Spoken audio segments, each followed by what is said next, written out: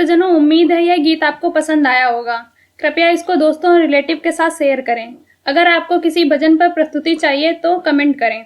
हम आपके लिए इस चैनल पर उस भजन को प्रस्तुत करने का प्रयास करेंगे। अगर आपने हमारे YouTube चैनल को सब्सक्राइब नहीं किया है तो तुरंत सब्सक्राइब करें और बेल आइकन दबाना बिल्कुल ना भूलें। धन्यवाद।